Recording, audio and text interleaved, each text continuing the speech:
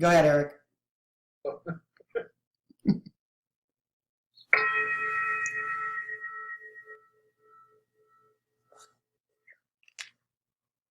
Good morning. Thank you for joining us at the First Unitarian Church of Alton on this 5th day of April 2020.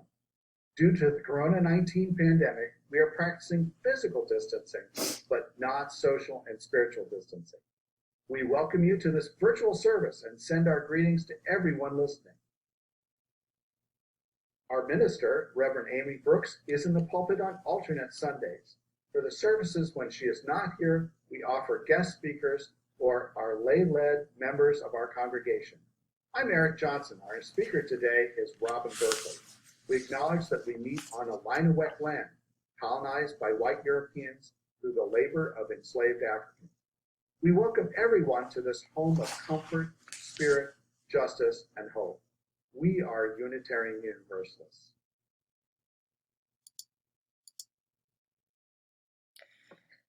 Please join us as we say our unison words for the Chalice Lighting, as you can see on the slide. We hallow this time together by kindling the lamp of our heritage.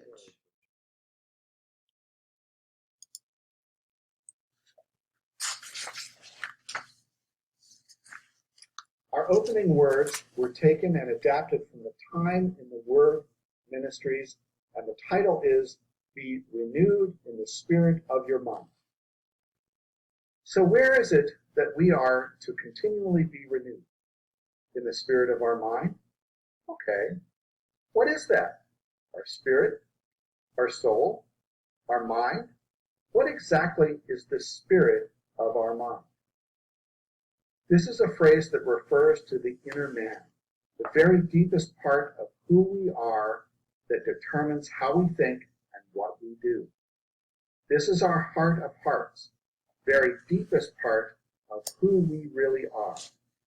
And this is what is renewed day by day through the power of the universal spirit as we are applying our values to our lives.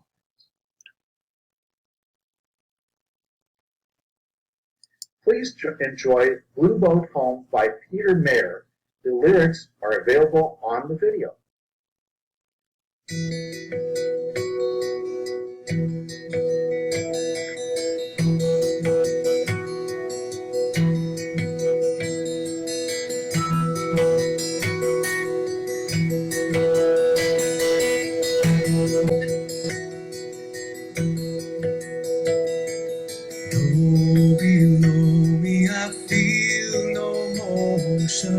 Standing on these mountains and plains, far away from the rolling ocean, still my dry land heart can say, I've been sailing all my life now, never harbor or port have I known.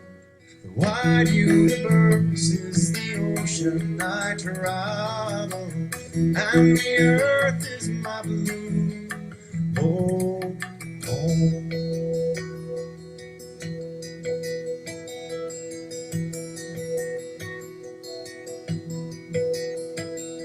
Sun, my sail, and moon, my rudder, as I ply the starry sea, leaning over the edge in wonder, casting questions into the deep, drifting here with my ship's companions, all we kindred pilgrim souls, making our way by the lights of the heavens in our beautiful blue boat home.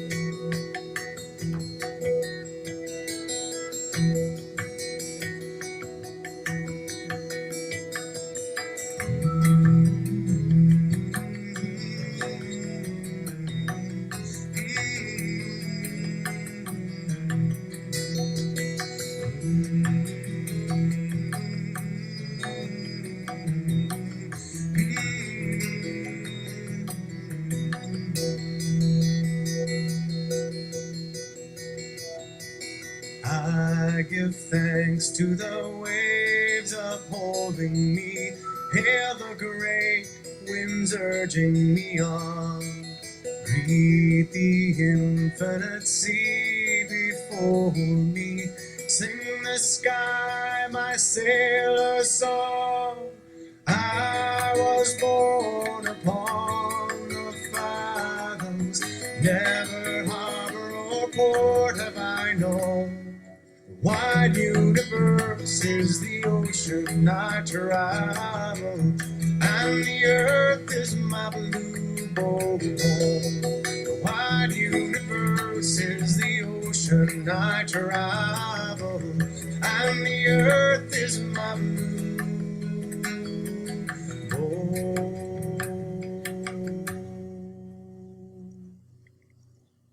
home.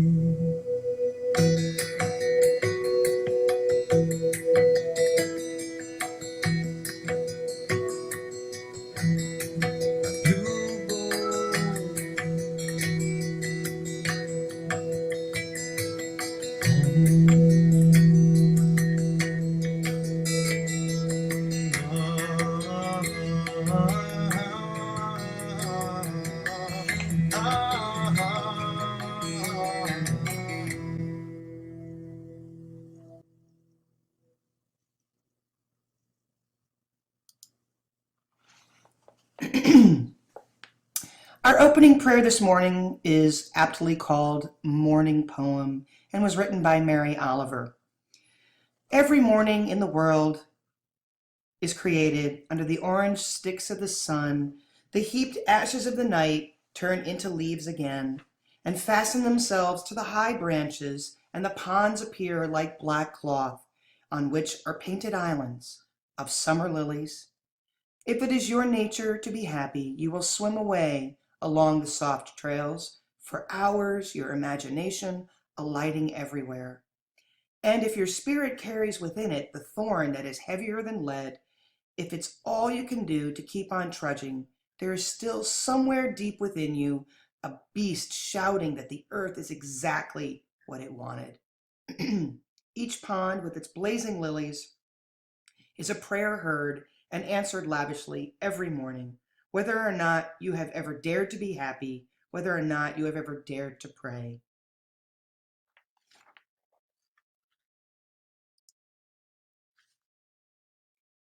We're more than the sum of our parts. We carry with us the joys and the sorrows of our days. We gather to experience the warmth of community, even if only virtually. Please sit in reflection right where you are and bring yourself into awareness of the important things in your life through thought or meditation. Please feel free to share your joys and sorrows on the UU Friends page, which is private, or on the YouTube comments if you're so inclined, but please remember that it is public.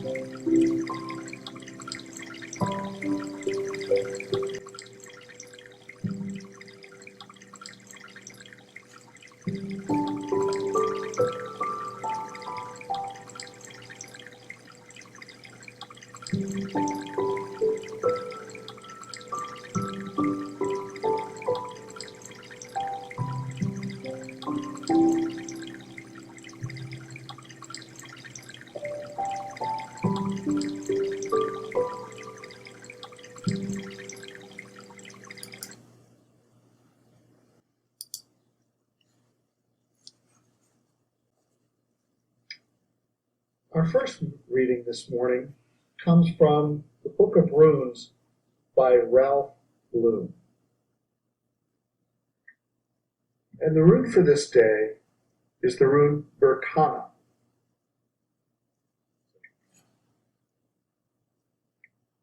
Represents growth, rebirth, and a birch tree.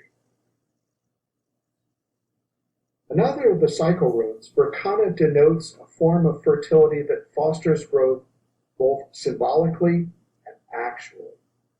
The growth may occur in affairs of the world, family matters, one's relationship to oneself, or to the divine. A rune that leads to blossoming and ripening. Berkana is concerned with the flow of beings into their new forms. Its action is gentle, penetrating, and pervasive. What is called for here is going into things deeply, with care and awareness. First disperse resistance, then accomplish the work. For this to happen, your will must be clear and controlled, your motives correct. Any dark corners should be cleansed. This must be carried out diligently and sometimes with expert help. Modesty, patience, fairness, and generosity are called for here. Once resistance is dispersed and rectification carried out, then seen to hold firm, then through steadfastness and right attitude, the blossoming can occur. Our second reading is from our hymnal, Singing in the Living Tradition. If you have a hymnal, please feel free to follow along. It's number 660, To Live Deliberately by Henry David Thoreau. This was adapted to a responsive reading, so we will read both the call and response for you. To live deliberately. Why should we live in such a hurry and waste of life? We are determined to be starved before we are hungry. I wish to live deliberately, to front only the essential facts of life. I wish to learn what life has to teach, and not, when I come to die, discover that I have not lived. I do not wish to live for what is not life. Living is so dear. Nor do I wish to practice resignation unless it is quite necessary. I wish to live deep and suck out all the marrow of life. I want to cut a broad swath, to drive life into a corner and reduce it to its lowest terms. If it proves to be mean, then to get the whole and genuine meanness of it, and publish its meanness to the world. Or if it is sublime, to know it by experience, to be able to give a true account of it.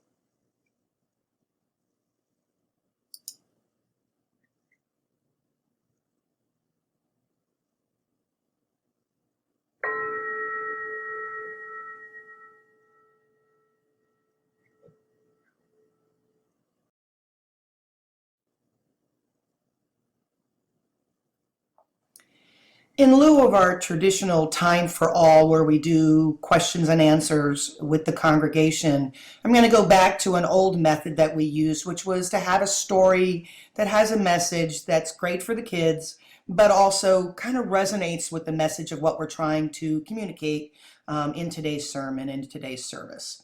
So today we're going to get to listen to Alexander and the terrible, horrible, no good, very bad day. Alexander and the terrible, horrible, no good, very bad day. Written by Judith, voiced, illustrated by Ray Cruz. I went to sleep with gum in my mouth, and now there's gum in my hair. When I got out of bed this morning, I tripped on the skateboard, and by mistake, I dropped my sweater in the sink while the water was running, and I could tell it was going to be a terrible, horrible, no good, very bad day. At breakfast, Anthony found a Corvette Stingray car kit in his breakfast cereal box, and Nick found a junior undercover agent code ring in his breakfast cereal box. But in my breakfast cereal box, all I found was breakfast cereal. I think I'll move to Australia. In the carpool, Miss Gibson let Becky have a seat by the window. Audrey and Elliot got seats by the window too. I said I was being scrunched. I said I was being smushed. I said if I don't get a seat by the window, I'm going to be car sick. No one even answered. I could tell it was going to be a terrible, horrible, no good, very bad day. At school, Miss Dickens liked Paul's picture of the sailboat better than my picture of the invisible castle. At singing time, she said I sang too loud. At counting time, she said I left out 16. Who needs 16? I could tell it was going to be a terrible, horrible, no good, very bad day. I could tell because Paul said I wasn't his best friend anymore. He said that Philip Parker was his best friend and that Albert Moyo was his next best friend and that I was only his third best friend. I hope you sit on a tack, I said to Paul. I hope the next time you get a double-decker strawberry ice cream cone, the ice cream part falls off the cone part and lands in Australia. There were 2 cupcakes in Philip Parker's lunch bag, and Albert got a Hershey bar with almonds, and Paul's mother gave him a piece of jelly roll that had little coconut sprinkles on the top. Guess whose mother forgot to put in dessert? It was a terrible, horrible, no good, very bad day. That's what it was, because after school my mom took us all to the dentist, and Dr. Fields found a cavity just in me. Come back next week and I'll fix it, said Dr. Fields. Next week, I said, I'm going to Australia. On the way downstairs, the elevator door closed on my foot, and while we were waiting for my mom to get the car, Anthony made me fall where it was muddy, and then I started crying because of the mud. Nick said I was a crybaby, and while I was punching Nick for saying crybaby, my mom came back to the car and scolded me for being muddy and fighting. I'm having a terrible, horrible, no good, very bad day, I told everybody. No one even answered. So then we went to the shoe store to buy some sneakers. Anthony chose white ones with blue stripes. Nick chose red ones with white stripes. I chose blue ones with red stripes. But then the shoe man said, "We're all sold out." They made me buy plain old white ones. But they can't make me wear them. When we picked up my dad at his office, he said I couldn't play with his copying machine, but I forgot. He also said to watch out for the books on his desk, and I was careful as could be except for my elbow. He also said don't fool around with his phone, but I think I called Australia. My dad said please don't pick him up anymore. It was a terrible, horrible, no good, very bad day. There were lima beans for dinner. I hate limas. There was kissing on TV, and I hate kissing. My bath was too hot. I got soap in my eyes. My marble went down the drain, and I had to wear my railroad train pajamas. I hate my railroad train pajamas.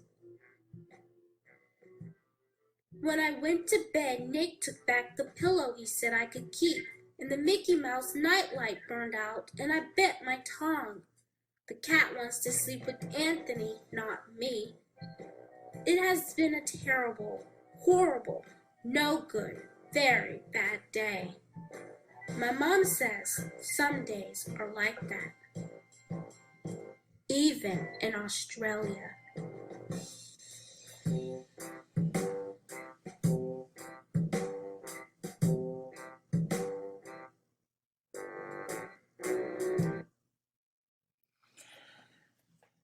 I have to credit my daughter for coming up with the idea for that video, and that was just precious and totally cracked me up. So I'm going to be talking a little extemporaneously here. I have some ideas in my head, so I'm really more about having a conversation. Eric, please chime in at any point in time, when you want to add something, because I know we've spent a little bit of time talking about this and the importance of this idea of renewal. So, we both have some ideas running around in our heads that we want to be able to share with you. So, the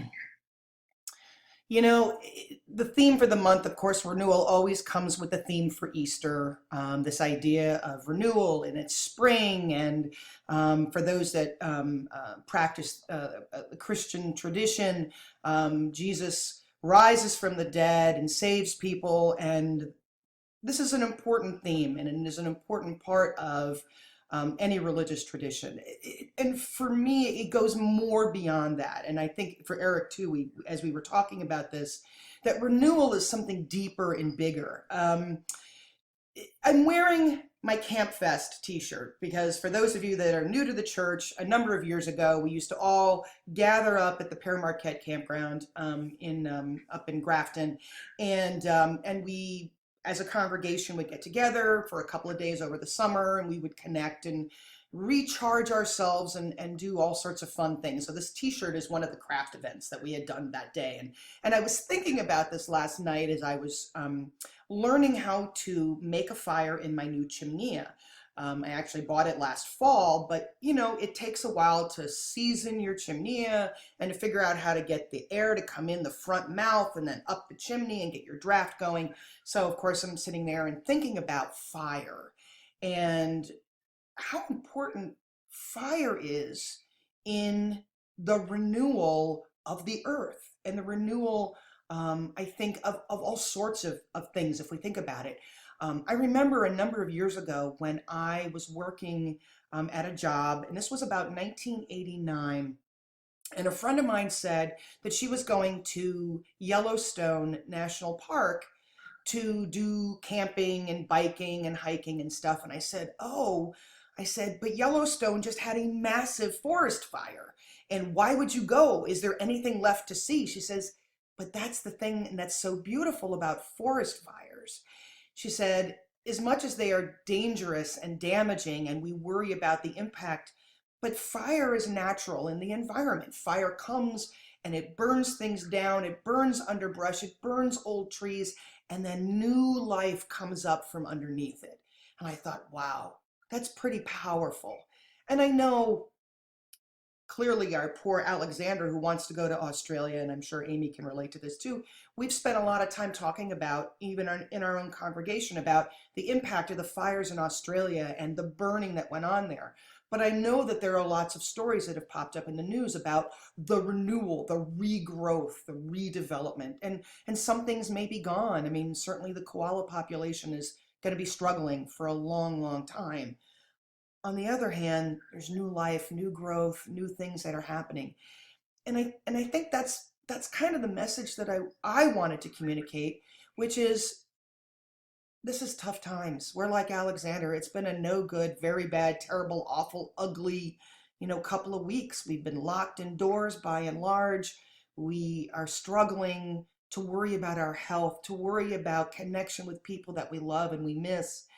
And there's just an opportunity, not for us necessarily to say, wow, while we're in our solitude, we're going to learn a new skill and do all sorts of things. Relax. You don't have to. You don't. You don't have to feel like I've got to be productive, because you don't. what we need more than anything else is to think about what it'll be like as we come out of this. What is it that we're trying to renew? What is it that we're trying to rebuild? And what do we mindfully want when we're ready to rebuild and to grow and to do something new? What do we want it to look like? Because we've got an opportunity here. And I'm hoping that we as a nation, as a world, can look at the way things have been and figure out how we can do things differently and hopefully better. I mean, that's the renewal that I think about. I mean, in fire, as I was building that campfire yesterday, I was thinking, wow, campfire, camp fest. That was about renewal and recharging and building the fire and thinking about how I love to just look at it. And it's full of life and it's destructive and beautiful and amazing all at the same time. And I think that's where we're at.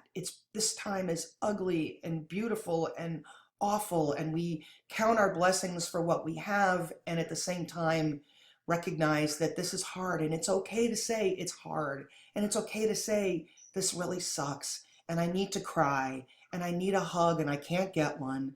And we're all going to hug and enjoy, when this is over, and it's going to be beautiful. So, Eric, I welcome you to add anything that you'd like to that message. When you were talking about fire, I was thinking about something that I really love actually about the German flag, which is kind of funny. They went through such a period of horror during the Nazi era and during World War II, and their flag, which they very intentionally chose after that, is three colors. Bottom one is black, red, and then gold, yellow. And there's a meaning to it. And I wish I knew it in German because that would be really cool for this. But to say it in German, but the meaning of it is out of the darkness, through the fire, into the light. Beautiful. I love that. That's such a powerful thing when you think of what they went through as a nation. Yeah, kind of, I'm thinking about what we're going through right now. Absolutely. But out of the darkness, through the fire, into the light. Mm-hmm. Absolutely. And I think that's the message that I think both of us want you to take away. This feels like a hot fire, but there's beauty in that fire. We're getting time with family and connecting with people in different and more meaningful ways. We're struggling sometimes with the isolation, and at the same time, we have the light that awaits us, on the other side of this, and it's going to be amazing. And we have this wonderful opportunity to renew who we are, what we want to be, and where we want this world, our congregation, our families, and ourselves, where we want to go. So I hope you take that message with you for the next week, and please enjoy your day and relax. Okay, cool. So let's see, where am I at in my notes here? There we go. All right. Stewardship, always a challenge here as in a virtual context. But I want to take a moment here to read a couple of things, and particularly an email that came out from Lee, the board president, regarding donations to the church. And she says, we decided to put PayPal on our church's website to make it easier for anyone to contribute to our church. We now have Amazon Smile, Givelify, and we will add PayPal. In June, we are also looking at adding Cash App and Venmo. Aiden is going to be leading the effort on this. Thank you, Aiden, for taking care of that. So please, if you can, use one of these methods to send your donation to church. The church needs to be ongoing. As you know, budgets are tight, and we really, whatever you can spare, no pressure, whatever you can spare, please share what you can. Look for the appropriate links on the church website, or if you can't find them, contact a board member for assistance, and we'll help you. They will help you figure out how to make the donation the way that you want to. And if the online does not feel comfortable for you, please continue to send your check via mail if that's easiest. So we'll do whatever works for you in this moment. So our offering prayer, I will just read it here, is may our offering equip us with us. to aspire love and to seek justice. Thank you, Eric. Okay, so we're wrapping this up. Since it's supposed to be Potluck Sunday and we're not here potlucking, and I miss all of your smiling faces desperately. So if you want to join me and Eric, we are going to be on Zoom after the service at about 10:45, and you can find the link in an email that Amy sent out on Saturday, and it's also available on the UU Friends Facebook page. Come join us for a few minutes. Bring your breakfast, bring your lunch, come say hello, whatever it is that you need, because we want to make sure we protect everybody, and we don't get Zoom bombed by somebody who's not supposed to be here. I have things pretty locked down. I will have a waiting room available, and as I see people in the waiting room and I recognize who they are, they'll be let in. There's also a password that you were given, so you log into the Zoom location and then you'll be asked to put in a password. And once that it goes, then I will get you into the from the waiting room into the room, the general room where everybody can sit and chat. Again, feel free to come in for a minute, come in for 20 minutes, come in for an hour, whatever you feel comfortable with. But more than anything else, we just want to make sure everybody's good and safe, and then everybody has what they need. Okay, so.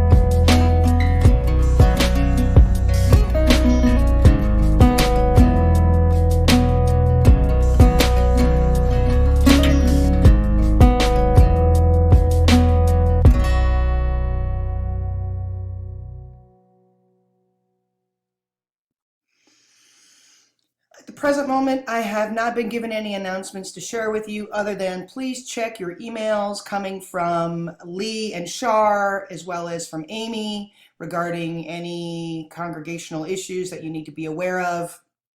Also check out UU Friends and our beautiful website, which is being updated as we speak, so it's great. To extinguish our chalice at this point, my lovely candle, please join me in the unison words for extinguishing, if you know them. Eric, I know you've got them in front of you. The light of truth and meaning cannot be put out. We are the keepers of this flame until we meet again. Okay, so go in peace, my friends, and if you care to join us at our virtual potluck at 10:45 on Sunday, April 5th, please do. We look forward to seeing you and just connecting. Love you all. Bye. Bye. Bye. So if you are listening to this service and you are not a member of the First UU congregation, and this is your first introduction to who we are and what we're about, we welcome you to be a part of our congregation. We welcome you to come and see more about what we're about. I would suggest you reach out on our website or contact me, Robin Berkeley. You can find me on Facebook, send me a message, and I'm happy to try to connect with you and see if we can help you to learn a little bit more about what our church is about. Thank you, and be safe and stay well.